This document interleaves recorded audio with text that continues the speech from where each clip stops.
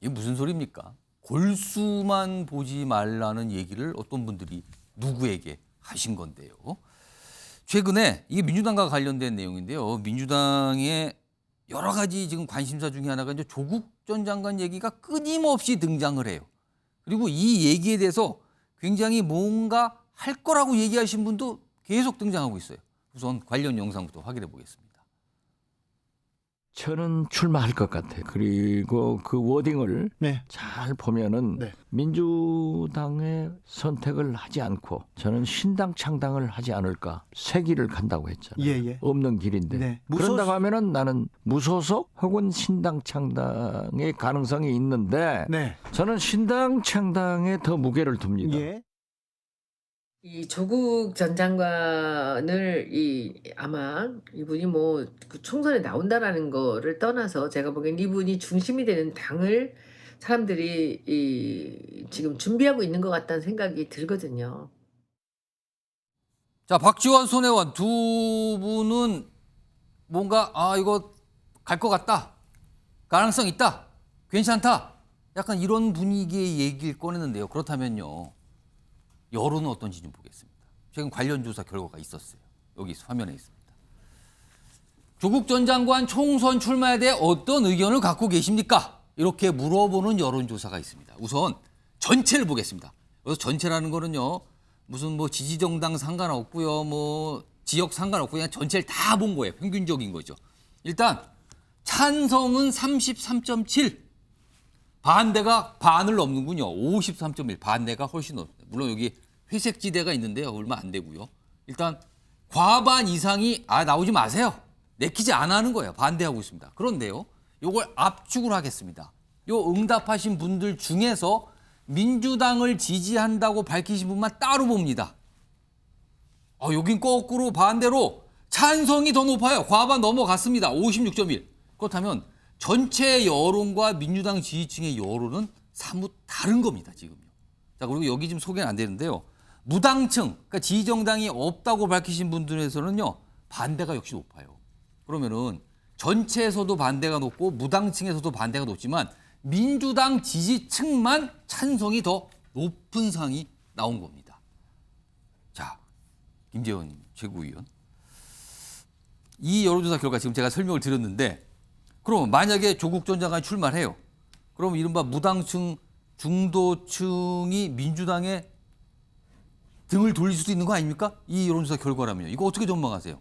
근데 저는 사실 이 중도층이라는 분들이 예. 정치적으로 좀 무관심한 층이지 그분들이 뭐 중도라고 하기 때문에 일정한 이데올로기적으로 이런 생각을 갖고 있고 이런 방향이 우리에게 맞다라고 생각하는 분들은 아니라고 봅니다. 약간 좀 정치적으로 외면하시는 분들이다. 정치적으로 사실 무관심층이 어차피 과반수가 넘는 분들이 사실상 무관심층이거든요. 여론조사에 응답하는 사람들은 관심이 있기 때문에 응답하는 그런 상황이고 중도라고 하는 분들도 실질적으로는 다 자신의 정치적 성향은 갖고 있다고 봅니다. 그런데 조국 전 장관의 경우에 물론 그 총선에 출마를 하겠죠. 한다고 보시는 거예요? 그렇죠. 당연히 출마를 한다고 보고 저런 여론조사 결과를 스스로 볼 겁니다. 그런데 민주당 지지층에서 자기에게 출마하기를 요구하는 분들이 훨씬 많잖아요. 반대보다. 그러면 민주당의 지지를 받아서 어디서든지 출마를 해서 자신의 명예회복을 꾀할 거라고 생각이 듭니다. 그런데 박지원 전 국정원장은 뭐 신당을 만든다. 당을 만드는 얘기를 이런 했어요. 이야기 하시는데 제가 박지원 전 원장님 뵈니까 국정원장 그만두고 나와서 하신 여러 가지 말씀 중에 맞아떨어진 게 하나도 없거든요. 그럼 저것도 안 맞을 것 같다. 저는 뭐 저것도 뭐 안 맞는 이야기를 지금 하신 거다. 그런 생각이 듭니다. 그럼 김재원 최고위원은 민주당의 간판을 걸고 출마할 가능성이 훨씬 높다고 보시는 겁니까? 그렇게 요구를 했다가 만약에 민주당이 여러 가지 상황에서 예. 공천을 주지 못한다고 하더라도 조국 전 장관이 무소속으로 출마하는 지역에는 공천을 안 한다. 뭐 여러 가지 배려를 하리라고 봅니다. 민주당 후보가 없다 거기는 무소속으로 나온다면. 네. 굉장히 구체적으로 좀 약간 보고 그쪽으로 방향을 좀 잡으셔서 설명해 주셨어요. 이번에는 정우택 부원장께 네. 김재원 최고위원의 전망대로는 어떻게든 민주당 이름이든 무소속 둘 중에 하나 나올 것 같다라는데 그렇게 되면은 민주당 괜찮습니까? 부담스럽지 않습니까? 지금 뭐 여론조사 결과로 나온 거죠. 뭐 총선이 민주당 지지층만 투표하는 건 아니잖아요. 국민이 그렇죠. 투표하는 거니까. 그러니까 그렇습니다. 어쨌든 반대율이 높고 지금 말씀하신 것처럼 무당층에도 보니까 한 13, 4% 정도 부정이 더 많은 것 같습니다. 예, 부정이 더 많아요. 그렇죠. 그렇다 본다 그러면 아마 지난번에 여론조사는 좀 팽팽한 것도 있었던 것 같은데 예. 약간 추세가 반대쪽으로 좀 많은 거 아닌가라는 시간이 생각이 흘러서 좀 조금 더 들어요. 나빠졌다는 네네. 겁니까? 그건 결국은 아마 무당층 아니면은 뭐 중도층이 조금 더 부정으로 기울면 나중에 추세적으로 좀 부정이 많아지게 되는데 이제 그 부분은 제가 보기에 조국 전 장관도 고민할 것 같습니다. 저도 뭐 직접 간접 여러 번 이렇게 해보면 사실은 본인은 분명하게 의사를 밝힌 적은 없어요. 근데 어쨌든 뭐 북콘서트라든지 예. 아니면 이 출마에 대해서 명확한 얘기를 안 하는 거 보면 고민을 하는 것 같습니다. 근데 이제 일단 1심 판결 났고 지금 2심 재판 앞두고 있고 예. 이제 부정적인 여론이 있고 민주당 입장에서도 또 고민스러울 것이고 그러니까 아마 제가 보기에 이제 뭐 예전에 열린민주당처럼 그런 이제 신당 얘기도 나오는 것 같은데 이 고민은 제가 보기에 아마 계속 될 것 같습니다. 본인이 일단 뭐 입장을 밝히면 좋겠지만 현재까지 그렇지 않은 것 같고 그 주변에 가까운 분들도 보면 다 명확하게 얘기는 안 하고 있거든요. 그거는 뭐 조국 장관도 아직 입장을 확실하게 정하지 않았기 때문이 아닌가 이렇게 보입니다. 정우택 부원장은 개인적으로 조국 전 장관이 총선에 나왔으면 좋겠습니까? 안 나왔으면 좋겠습니까? 어려운 질문인데요. 제가 보기에는 일단은 뭐 정치는 안 할 수 없는 상황이 맞는 것 같아요. 안 할 수 없는 예, 것 왜 같다. 그러냐면 지금 뭐 어떤 교수도 파면됐고 부인도 그렇게 됐고 딸도 아마 지금 뭐 기소되느냐 마느냐 하고 있거든요. 예. 온 가족이 그렇게 된 상황이라서 어떤 식으로든지 간에 정치는 할 것 같은데 모르겠습니다. 당장 내년 총선에 민주당에 크게 뭐 도움은 안 될 것 같아서 제가 보기에는 근데 정치는 뭐 할 수밖에 없는 상황 아닌가 이렇게 보여요. 할 것 같긴 한데 민주당에는 도움이 안 되고 요 말씀에 지금 생각이 다 들어간 것 같네요 지금요. 자, 이 사안과 관련해서요 민주당의 의원 전재수 의원이죠. 뭐 정치와에도 이제 자주 출연하시고 계신데 관련 얘기를 좀 하셨어요. 들어보겠습니다. 저는 그러지 않을 거라고 생각합니다. 제가 아는 조국 장관은 어떤 가치와 노선을 중요시하는 사람이지 자신의 배지를 만들기 위해서 민주당의 어떤 가치와 노선과 경쟁을 하려고 신당을 만든다거나 그러지는 않을 것 같습니다. 뭘 하시더라도 민주당하고 뭐 어떻게 하시려고 하시겠지 뭐 신당을 만든다거나 그거는 불가능한 이야기라고 생각을 합니다. 저는 상당히 있다고 봅니다. 김용주 전 의원님, 이 조국 전 장관 어떤 총선 출마, 뭐 신당 이런 관련해서 사실 민주당 소속이신 의원분들, 정치인들이 이제 개별적으로 언론 인터뷰 통해서는 의견들 조금씩 내세요. 신중하지만 조심스럽게. 오늘 정우택 부회장도 여기 나오셔서 이렇게 의견을 내신 건데, 근데 민주당 당 차원의 공식적인 논평이나 이런 것은 일절 언급이 없어요. 뭐 나오면 환영한다든지 아니면 안 나왔으면 좋겠으니까 자중하시라든지 아무런 논평이나 입장이 없습니다. 당 차원에서는. 지금 민주당은 무슨 생각을 하는 겁니까? 현재 지금 이제 재판을 마무리를 하지 못한 상태에 있기 때문에 예. 사실은 1차 중에 나와라고 하기도 부담스럽고 어머. 또 조국 전 장관이 굳이 나온다 그러면 막을 수도 없는 입장이기 때문에 나오지 말하기도 참 어려운 무수하고 나오는 걸 막을 방법도 것 없다. 같습니다. 실제로 전재수 의원 얘기한 것처럼 이 조국 전 장관이 민주당과 배치돼서 신당을 만들 가능성은 없어요.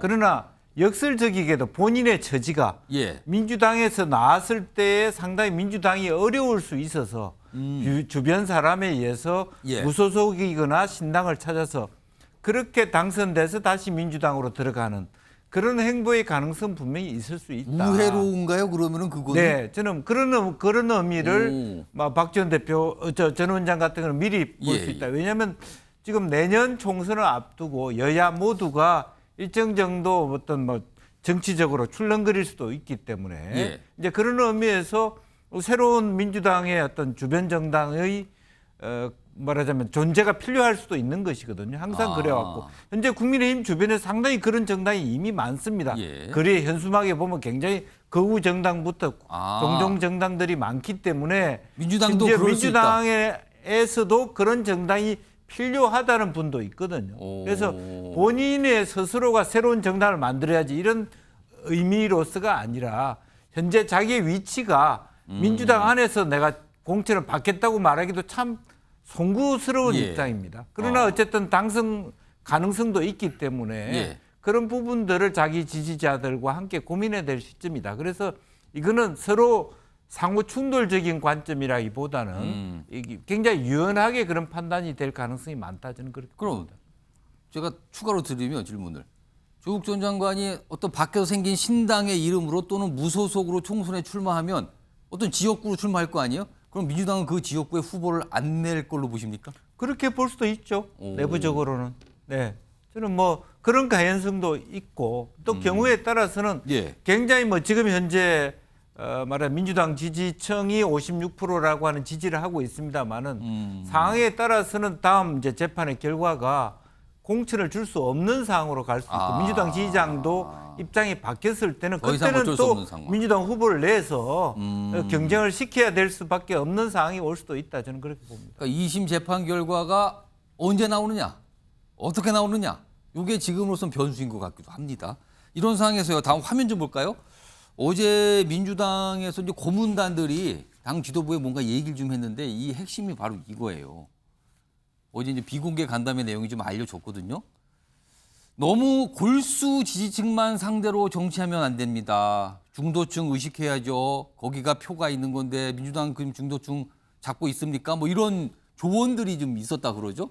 근데 이재명 대표가 당의 단합과 혁신 이룰 수 있도록 최선 다하겠습니다. 이 질문에 이 조언의 답인지 모르겠습니다만 이렇게 답을 했다 그래요. 그래서 여기서 보면 골수 지지층 안 된다. 중도층 의식하라. 이런 내용이 왔다 그러죠. 이게 어제 이제 비공개 간담회인데요. 어제 이 자리에 참석을 하셔서 이런 취지의 내용을 하신 분 저희 정치와이드 제작팀이 목소리를 좀 받아왔습니다. 들어보겠습니다. 당내 민주주의는 당내 표현의 자유, 그러니까 발언을 마음대로 할 수 있게 해줘야 된다. 그런데 누가 좀 비판적인 얘기를 하면은 강성당원들이 나서서 문매를 가하니까 의원들이라도 생각을 제대로 말할 수 없지 않느냐. 그래갖고는 민주정당이라고 할 수가 없다. 당이 너무 적극 지지층만 의식해서는 안 된다. 중도층을 의식하자. 그런 얘기를 하면서 이 당 지지하는 사람, 저 당 지지하는 사람도 있지만은 아무 당도 지지 안 하는 사람들이 절대 다수다. 그래서 그런 중도층을 의식해서 그런 현수막도 그렇게 하면 안 된다. 자, 최인정 변호사. 지금 뭐 중도층 좀 의식하고 너무 골수지층만 의식하면 안 된다. 이거 지금 현 민주당 지도부 체제하에서 이게 좀 실현되겠습니까? 어떻게 보세요? 연못 구호 아닐까요? 연못 구워요. 못 구한다는 건데 지금. 숭늉 지금 찾는 것 같습니다. 왜냐하면은 민주당의 헤게모니는 지금 이른바 개딸이라고 하는 이재명 대표의 강성 지지층이 잡고 있습니다. 그렇기 때문에 그런 상태에서 이른바 그 이재명 대표에 대해서 비판을 한다거나 예. 아니면은 그 대안을 누구를 얘기하면은 그분에 대해서 어떻게 보면 엄청난 그 압박이 있습니다. 그것을 과연 민주당의 이른바 비명계 의원들이 예. 극복해낼 수 있을까요? 결국 현 상황 속에서는 저런 얘기 걱정하시는 민주당을 정말 한마디로 이재명의 민주당이 아니고 민주당의 이재명이 되기를 그렇게 바라시는 분들 같은 경우에는 저렇게 얘기를 하지만 예. 적어도 현재에 있는 민주당의 헤게모니라는 측면에서 봤을 때는 예. 사실 실현되기가 굉장히 힘든 것 같습니다. 그렇기 때문에 이 부분에 있어서 좀 전에 뭐 이재명 대표 같은 경우에도 단합과 통합을 위해서 예. 노력하겠다라고 했지. 최선 다하겠다. 예, 그렇게만 얘기를 했지. 그 뭐 이른바 개딸에 대해서 결별하겠다. 그분들에 대해서도 좀 더 강한 메시지를 내겠다라는 그런 구체적인 얘기가 전혀 나오지 않고 있는 것 자체가 향후에도 이와 같은 현재의 민주당의 지나친 어떻게 보면은 팬덤 문화가 바뀔 가능성은 현재로서는 많이 낮지 않을까 생각합니다. 김용주 의원님께 마지막 질문 드릴게요. 이 주제 관련해서. 그러니까 핵심은 이거네요. 지금 민주당이 놓인 과제는. 민주당이 이제 총선은 다가오는데 중도층의 마음을 얻을 수 있을까?